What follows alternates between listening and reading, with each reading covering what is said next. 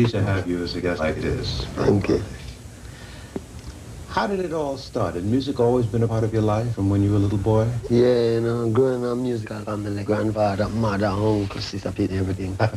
What part of Jamaica? Trenchtown, you know. Yeah? It's in the country. What town? A town called Rodnall. It's not well known, you know. It's a little place up in the hills, you know. Yeah.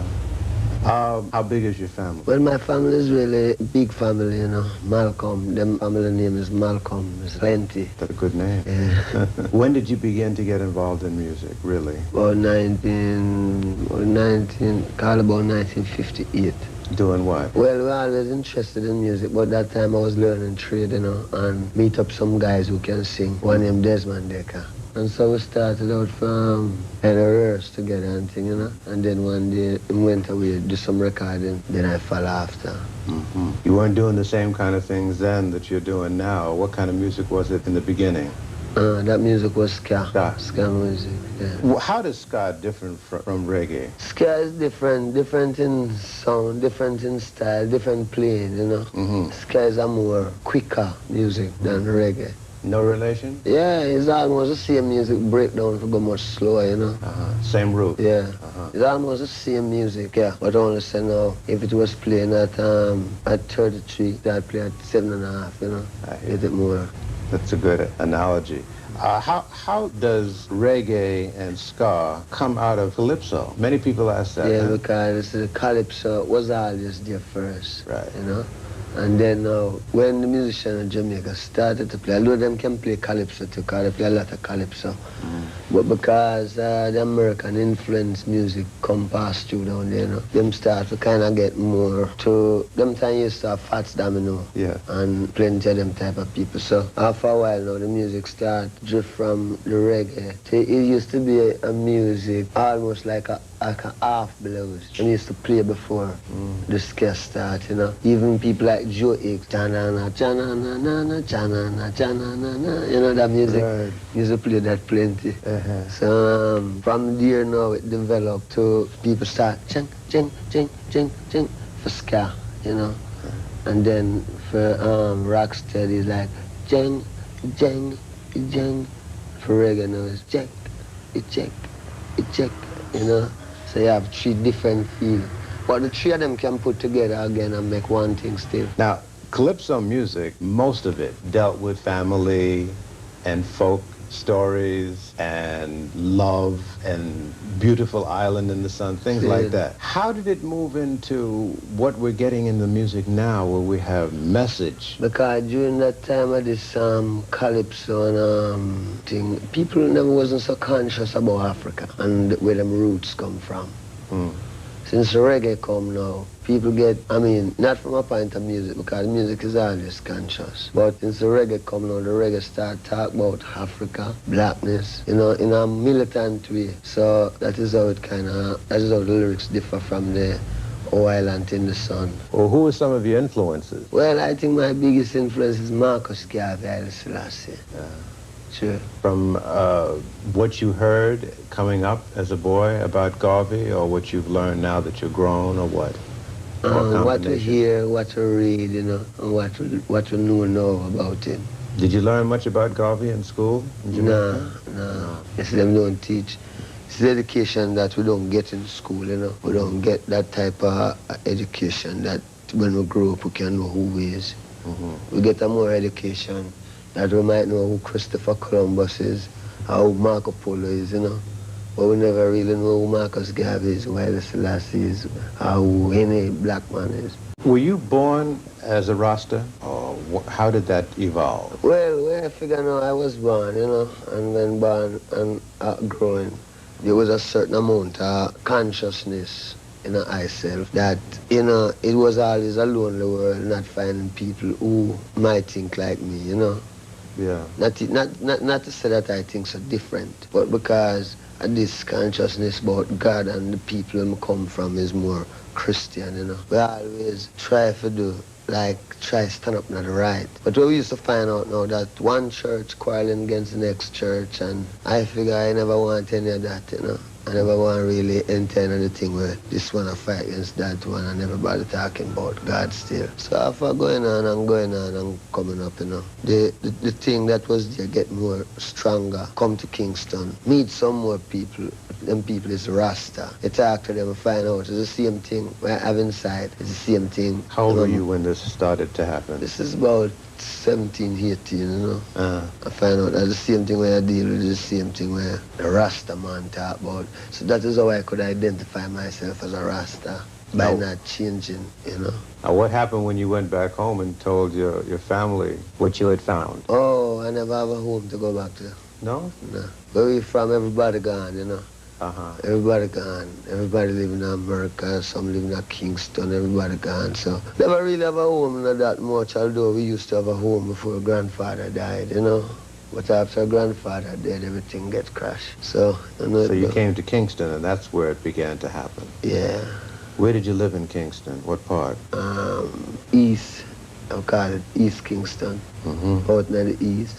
Yeah. And then we go up a place named Oxford Street, you know, down to Spanish Town Road, down to then up to Trenchtown. Yes. So for a long time, things were kind of lean. Well, yes, things was kind of lean as can. It leaves to what is your expectation anyhow, do you know? To me, it was lean, but I could stand it because coming from a country where you learn to do things like you don't learn to depend on family and all of that, you know. You go out and you plant your own corn and you watch the corn grow. When corn grow, you pick your own corn, you know what I mean? Yes. All of them fruits on them tree, you can get them, you know, so. It's a little different, though, in town. Yeah. You know, you got to do different things to eat, eh? Well, when you're in cities, a whole different ball game, you know. Right. People have to go to work, catch the bus. You know, the country, all the day, you go for the donkey, and you ride the donkey to the farm, and you're cool, you know. Right. In the city, people hustle, catch the bus, go to work, get off of work, come back home, you know. So it was a different thing up there. I know a little bit about Jamaica, and I understand in Kingston, Trenchtown is a rough part of town. How did you survive? Well, while living in Trenchtown, you know, as a young man, surviving was easy. The only thing you'd have to really look out for was the police, you know. Because the police could just get you, frame you, you go to prison, and because you come from Trenchtown, you know, Trenchtown's from them say, where you from? You say, Trenchtown, you're gone, you know. You get shipped out. You know, a lot of people are confused about what a Rasta really is and have a very negative image of the Rasta. Tell us what a Rasta is. See, Christ promised that he will return within 2,000 years, you know, and him say, when him come, him will be the King of Kings, the Lord of Lords, the conquering Lion of Judah, through the lineage of King Solomon and King David. Now, my life have great meaning to me, so I really search to find out if God is here. When I search, I looking at Ethiopia. I look all about, looking at Germany, you know, because I'm not prejudiced. I look for God. I'm looking at Ethiopia, I say, one man stand up with these names, Emperor Haile Selassie, name King of Kings, Lord of Lords, conquering Lion of Judah, through the lineage of King Solomon and King David, written in the Bible. One of my things is that the Bible, them say that King James edit the Bible. Now, my understanding is that if King James edit the Bible, I don't think he will edit it for the benefit of black people. So when the revelation turned out that Haile Selassie is the King of Kings and the Lord of Lords, coming straight through the lineage of King Solomon and King David, then, you know, we really know that this is the Christ return. Because we know in this world, yeah, when the white man edit it, he wouldn't edit it in our behalf. You know, he would have more edited to make it look like England going to be the big thing.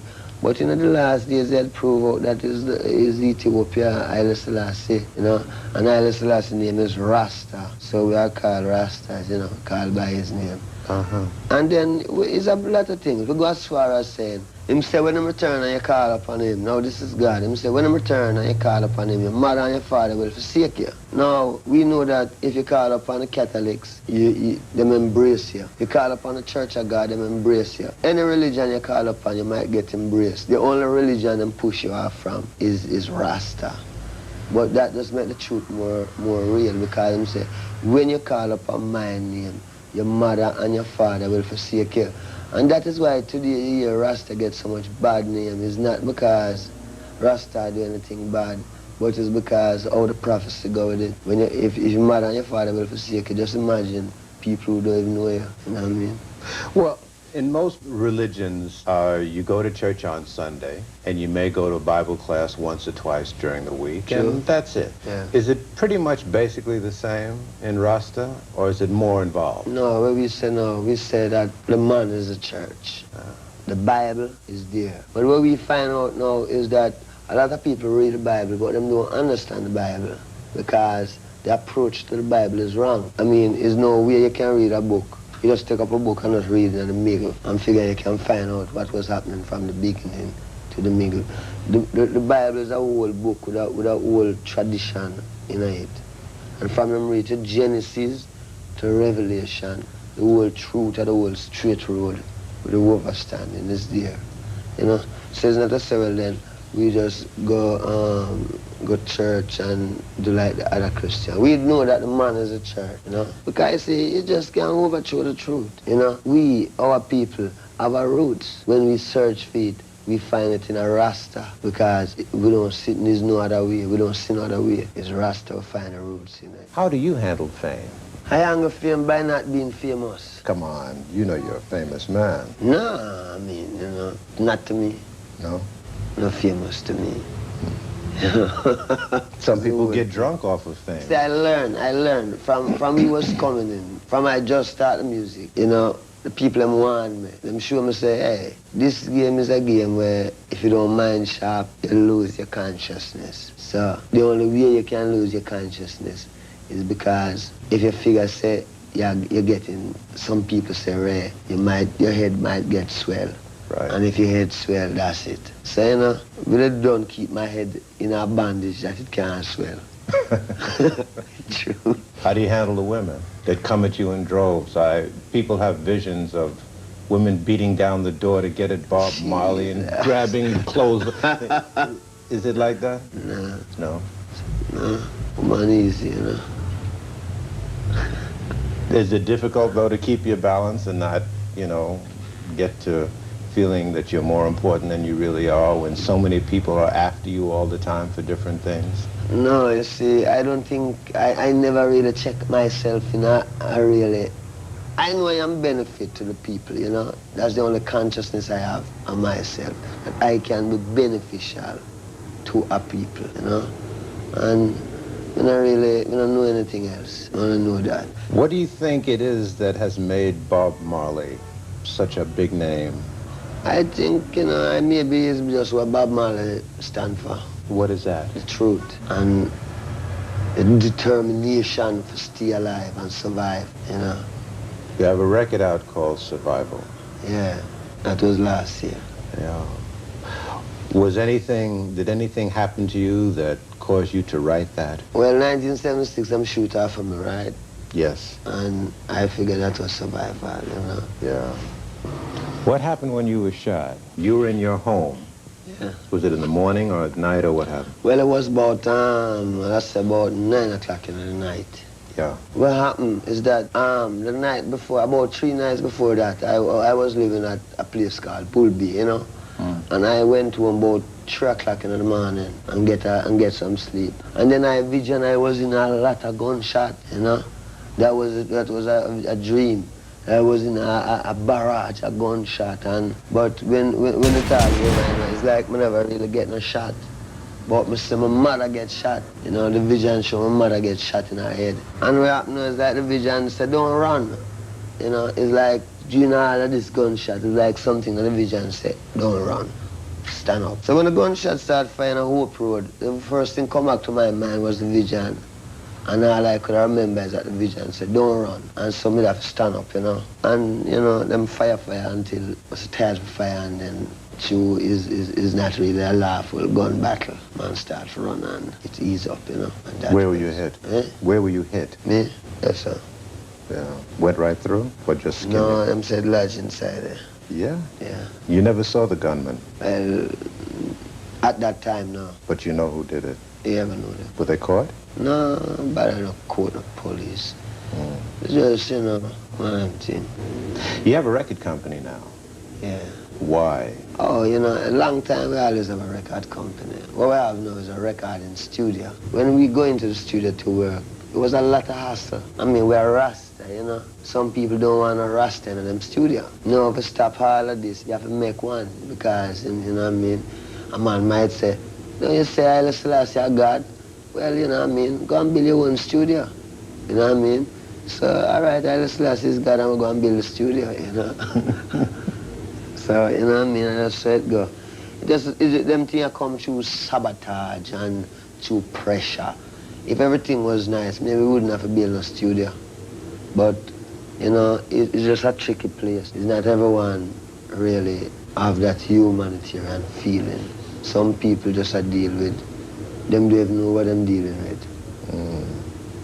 What's ahead for Bob Marley, do you know? Do you have an agenda or a master plan? Well, I feel ahead for I and I is the unity of Africa. And then when the unity of Africa come, then people will really understand, say, you know, there was something in this thing.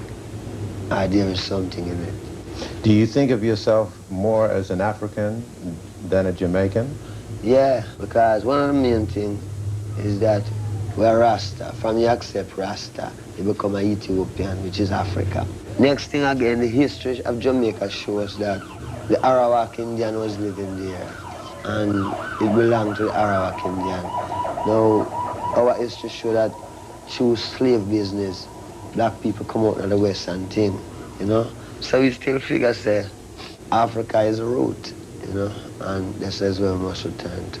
What do you see as most of Africa's problems as far as uniting? I mean, I see Africa's problem is that outside people keep on fatiguing the people, you know, and make them can't really get them things together, you know.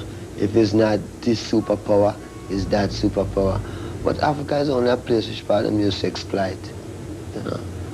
Nobody no really. Africa's so rich that it become a man just go to Africa, steal out what he want, steal and carry back in a film country. And Africa stay there like, you know, but Africa ready. Garvey used to say Africa for the Africans. Is that how you feel? Yeah, Africa for Africans, a woman abroad, you know. True.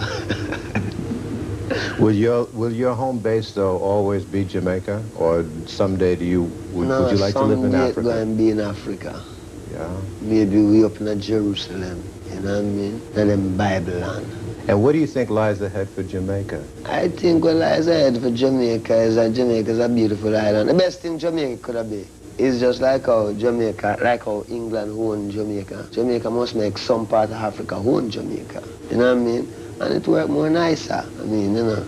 But if it's going to be a thing which we always going to have a war, because the only solution is either them get themselves with Nigeria or with someone, you know what I mean? But make Jamaica become some African, something to do with Africa, that Africa own Jamaica, you know? But because the people and them whole heap ideology and philosophy where they want to come with, you know, some people want to be Marxist, some want to be this, some want to be that. And and plenty of people don't want to be with them is. And where them is African. And Africa have its own culture, and its own people. And you know, all it needs is people who keep it down for either die out of the earth or something. What is your feeling about the condition of black people here in the United States? I feel like black people should develop themselves, you know, not to several then just developing up yourself having a prejudice thing to it. It's just that we are people with our own history and culture. We can educate ourselves. I mean, we are the first creators, so we have to really, everything when you see on this earth here, is a black man make it. And I'm saying that the white man don't make some, but all wisdom come from the black man. You know, a lot of young viewers look up to you and are going to want to hang on every word and every syllable. Do you have a message for young people? Well, you know, the whole thing again is to really check out the truth of Rasta and don't make like follyism. Don't make it check it out. And don't get too busy that you can't check out the truth. Because the truth is there. And Africa awaits its creators. And we know that the people in the West, head-wise, is them ready, you know. Them have to learn, come learn. What I'm learning in the West, them have to carry it home to them people, make it be a benefit to the people. Because, I mean, how long must the black people suffer? And these are people, you know? And then we have our own culture, we have everything. We don't shatter anything. We have everything. Plus, we have a land that no one is living there. And we must go home to it. And when you go home, you can build all of these big buildings if you want. I mean, if you miss a city, build a city. You know what I mean? If you want a car, you can get a car. I mean, I don't see the big thing.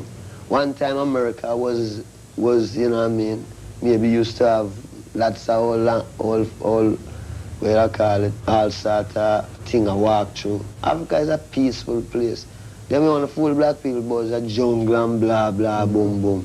Where have you been in Africa besides Ethiopia? Zimbabwe. Oh, yeah? Yeah, Gabon. How did Zimbabwe strike you? Well, you know, Zimbabwe nice, man. Zimbabwe really nice. I mean, you know, it's like a paradise in a place. You know, when you go in and see it. Beautiful. How did the people react to you? People's great, yeah. People good. You know, them places, when you go and you see how the people, how the land set up, you see people living. You see a man having a mouse on a nice piece. And then the whole thing about it, the climate, you can go out all the while. You know what I mean? The climate nice outside. If you want to look upon a few lions and things, you can walk and go. And if you want to see some things that man never make, but it look like somebody make it, that's all Zimbabwe too. Because I go in a place and I see some stone farm, where I know it's not the man make it, but the weight farm, you know, is higher than something. It's really been a pleasant and informative experience talking to you, Brother Marley. Nice. I thank you for your time. I really Wish you well. Rasta. So much things